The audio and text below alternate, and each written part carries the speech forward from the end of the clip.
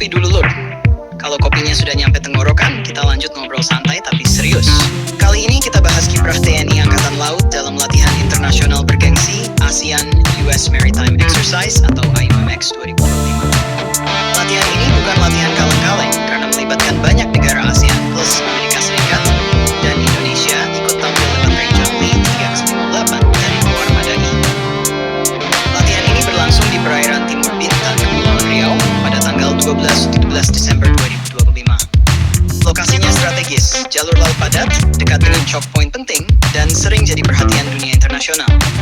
Jadi wajar kalau latihan di wilayah ini punya pesan geopolitik yang kuat, tapi tetap dibungkus dalam semangat kerjasama dan stabilitas kawasan. KRI John Lee 308, kapal cepat rudal kebanggaan TNI AL, dipercaya menjadi unsur perwakilan Indonesia. Kapal ini berada di bawah satuan kapal eskota Luar Madani dan ikut berlatih bersama 7 kapal perang dari negara-negara ASEAN serta Amerika Serikat. Ini bukan sekadar hadir, tapi benar-benar terlibat aktif dalam berbagai skenario latihan laut. Masuk ke Sea Phase, latihan difokuskan pada operasi di laut terbuka. Artinya yang diuji bukan hanya kemampuan kapal, tapi juga awak, sistem tempur, komunikasi, dan pengambilan keputusan cepat. Disinilah profesionalisme prajurit Jalasena diuji dalam situasi mendekati kondisi nyata. Rangkaian latihannya cukup lengkap. Dimulai dari COMCHECK, yaitu pengecekan komunikasi antar kapal. Ini penting banget, karena dalam operasi gabungan, satu kesalahan komunikasi bisa berakibat fatal. Setelah itu dilanjutkan Leaving Harbor, di mana seluruh unsur bergerak keluar pelabuhan secara terkoordinasi, mencerminkan disiplin dan keteraturan armada. Kemudian kapal-kapal menuju RV Point, titik temu di laut, sebelum masuk ke latihan manuver taktis atau tactical maneuver.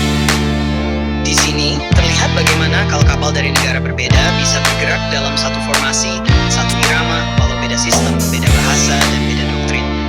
Latihan dilanjutkan dengan flag hoist, komunikasi visual menggunakan bendera isyarat. Ini latihan klasik, tapi tak relevan, terutama saat komunikasi elektronik terganggu. Lalu ada damage control exercise yang mensimulasikan kondisi darurat di kapal, seperti kebakaran atau kebocoran. Ini bukan soal senjata, tapi soal bertahan hidup dan menyelamatkan kapal serta awaknya. Ada juga flash exercise dan screen exercise yang melatih reaksi cepat terhadap ancaman mendadak serta pengamanan unsur bernilai tinggi. Semua latihan ini dirancang untuk meningkatkan interoperabilitas. Artinya, kapal dari negara berbeda bisa bekerja bersama tanpa hambatan berarti. Yang menarik, latihan AUMX ini bukan latihan tempur ofensif. Fokus utamanya adalah keamanan maritim, stabilitas kawasan, dan kemampuan bersama dalam menghadapi ancaman non-tradisional seperti pembajakan, penyelundupan, hingga potensi konflik di laut. Buat Indonesia, keikutsertaan dalam AUMX 2025 punya banyak makna. Pertama, menunjukkan bahwa TNI AL adalah angkatan laut yang profesional dan dipercaya dalam kerjasama internasional. Kedua, memperkuat posisi Indonesia sebagai negara maritim yang aktif menjaga keamanan kawasan, bukan penonton. Tapi yang paling penting, latihan seperti ini mengingatkan kita bahwa kekuatan militer seharusnya menjadi alat pencegah konflik, bukan pemicu perang. Dari hati ke hati, kita harus sepakat bahwa kedamaian adalah tujuan utama.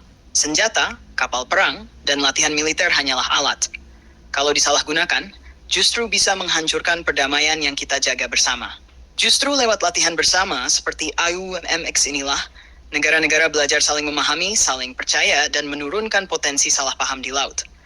Karena laut bukan hanya soal kekuatan, tapi juga soal kerjasama dan tanggung jawab bersama. Jadi Lur, kehadiran KRI John Tottam di AUMX 2025 bukan cuma soal latihan, tapi juga pesan bahwa Indonesia siap berkontribusi aktif menjaga keamanan maritim kawasan dengan cara yang bermartabat dan profesional.